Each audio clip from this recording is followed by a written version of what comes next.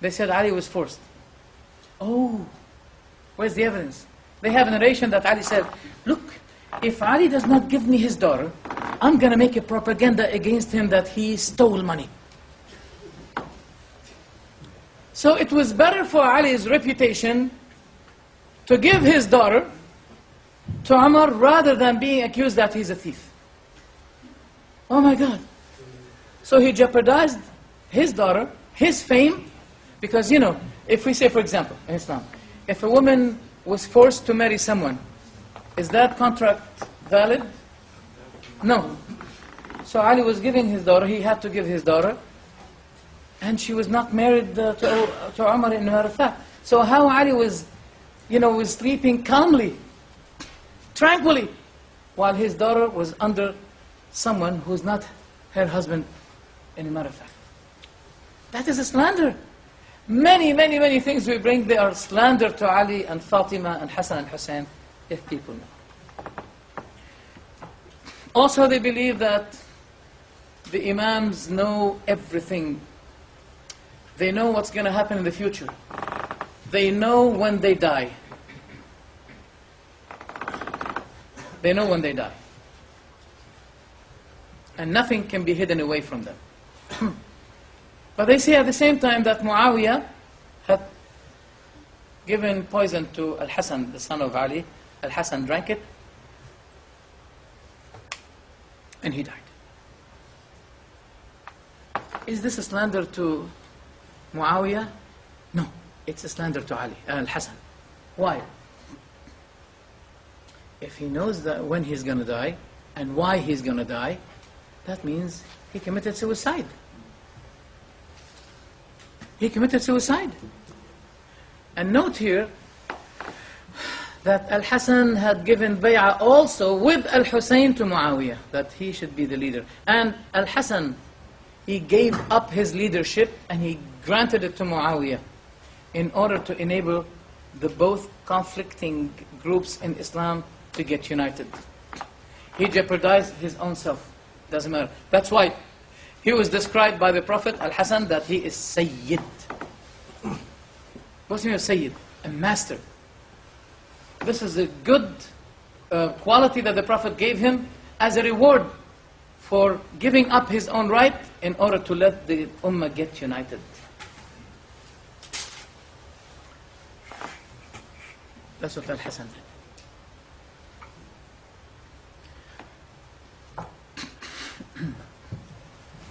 The imamate is one of the pillars of Islam to the Shia. Well, it shouldn't be. It's not a pillar. It is important. It is important because it has something to do with the unity of the Ummah and applying God's law. God's law cannot be applied without having a leader who will be implemented. Okay.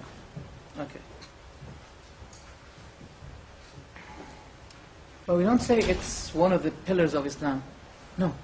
And by the way, the word imam was used as the illustration of the word ilah in the Quran. ذَلِكُمُ اللَّهُ رَبُّكُمْ. That means that is your imam. And when Allah was talking about, for example, one of His names, that His name is Al-Ali, the High. They say, God used the word Ali, but He meant Al-Ali, but He meant Ali, the cousin of the Prophet ﷺ. How come? That's Shahr Ashub in his book Manaqib al-Abi Talib. He mentioned in his book that Allah mentioned His name and He meant by that the cousin of the Prophet Ali. Can't be.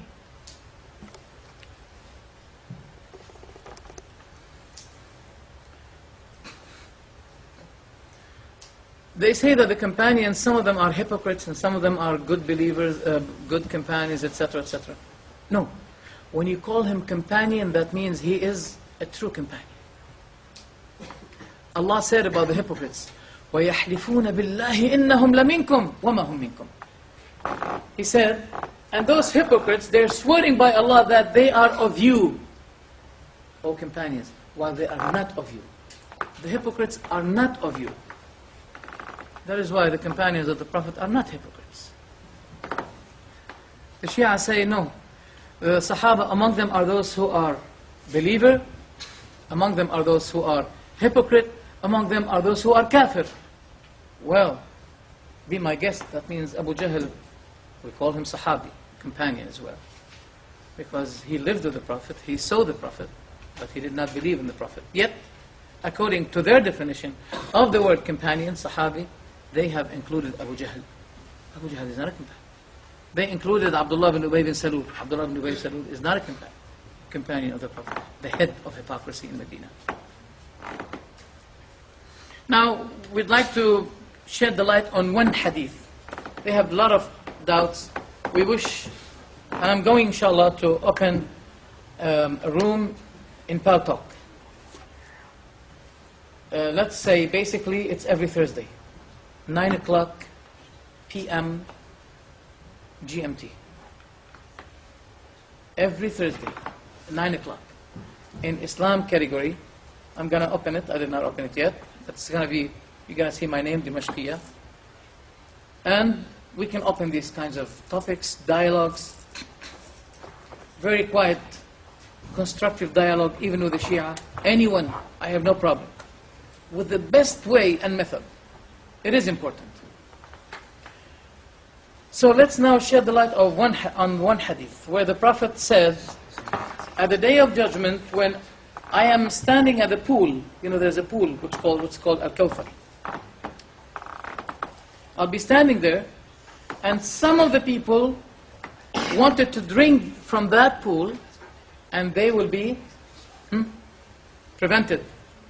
Get back off. So the Prophet will be saying, Ashabi, Ashabi. And it will be said to him, you did not know what they have done after you. They have relapsed in their faith since you left them. Now the Shia says, see, that supports what we say about the companions. See, the Prophet said, my companions, my companions. But they do not observe what the angels said to him, you do not know what they have done after you. So when the angel said that to him, he did not say anymore, my companions. Then he said, wretched is the one who have changed after me. He didn't say my companions anymore. Now let's say, for example, was Abu Bakr one of them? How come? The hadith is talking about those who apostated after the Prophet's death, and those who refused to give the zakah, the charity, after his death. Emotionally, they said, we're very sad for the Prophet's death. A charity that we used to be given to the Prophet, we're not going to give it after him to anyone else. We are very sad for his death. They're liars. Big liars. Now, and the apostates, just like Musaylama. Musaylama was very funny. He was a very high linguistic person. Very smart, but at the same time, God put him down. They said to him, Muhammad, in one of his fights, one person's eye fell down in the war. And the Prophet said, Bismillah, and pushed it back. The companion said, the one that the Prophet pushed became better than the other one who had no problem before. So they said to Musaylama, look what Muhammad had done to one of his companions. Can you do something to us like this? He said, bring me someone who's one-eyed. They brought him one with one eye. He put his hand on the problemed eye, then the other one fell down. The Prophet put his hand on someone who is bald, like me, and his hair grew up again. So they said to Musaylama, the Prophet did this to one of his companions. Can you do that? He said, yes. They brought him bald one who has some hair here like me. Then he put his hand on, and the other hair fell down. He became extremely bald.